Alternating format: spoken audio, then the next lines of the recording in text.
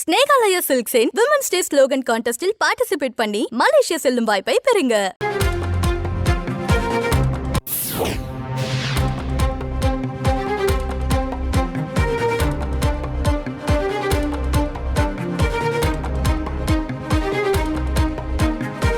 தற்போது திருநெல்வேலி தொகுதியின் வேட்பாளர் அறிவிக்கப்பட்டிருக்கக்கூடிய நிலையில் விளவங்கோடு இடைத்தேர்தலுக்கான வேட்பாளரையும் காங்கிரஸ் அறிவித்திருக்கிறது. தாரகை வேட்பாளராக காங்கிரஸ் அறிவித்திருக்கிறது. இது தொடர்பான விவரங்களை செய்தியாளர் ராஜேந்திர பிரசாத் வழங்க கேட்போம். ராஜேந்திர பிரசாத், வணக்கம். தற்போது இடைத்தேர்தலுக்கான வேட்பாளரையும் காங்கிரஸ் அறிவித்திருக்கிறது. இந்த வேட்பாளர் தொடர்பான முழு விவரங்களை நீங்க பதிவு பண்ணுங்க.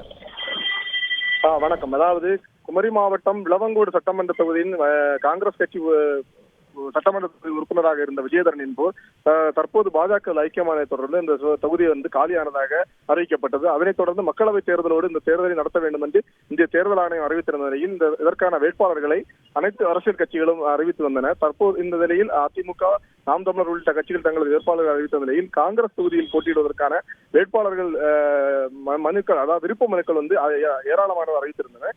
இந்த நிலையில் தற்போது தாரகை கட்பட் என்பவரை விளவங்கோடு சட்டமன்ற தொகுதியின் வேட்பாளராக காங்கிரஸ் கட்சி அறிவித்துள்ளது. இவர் ஏற்கனவே குமரி மாவட்டத்தின் மேற்கு மாவட்ட செயலாளராகவும் தலைவராகவும் பதவி வகித்தார் என்பது குறிப்பிடத்தக்கது. இந்த நிலையில் கடற்கரை கிராமத்தை சேர்ந்த இவர் விளவங்கோடு சட்டமன்ற தொகுதியில் கிள்ளியூர் சட்டமன்ற தொகுதியில் போட்டியிடுவதற்கான கடந்த முறை நடந்த தேர்தலிலும் விருப்பம் அளித்திருந்தார். அந்த சமயத்தில் அவருக்கு வழங்கப்படவில்லை. தற்போது விளவங்கோடு சட்டமன்ற தொகுதியில் இந்த வேட்பாளராக அறிவித்துள்ள நிலையில் இங்குள்ள காங்கிரஸ் கட்சியினர் அவருக்கு ஏற்கனவே இவர்தான் இந்த தொகுதியில் வேட்பாளர் அறிவிக்கப்படுவார் என்ற அதிகப்படியான வாய்ப்புகள் உள்ளதாகவும் காங்கிரஸ் கட்சியினர் அறிவித்திருந்த நிலையில் தற்போது அறிவிக்கப்பட்டுள்ளது. அந்த பகுதி காங்கிரஸ் கட்சியினரிடையே மிகுந்த மகிழ்ச்சி ஏற்படுத்தியுள்ளது.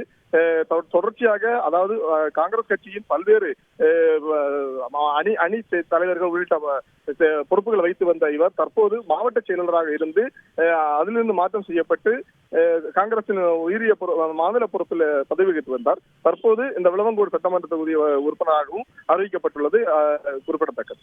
விவரங்களுக்கு நன்றி ராஜேந்திர பிரசாத்.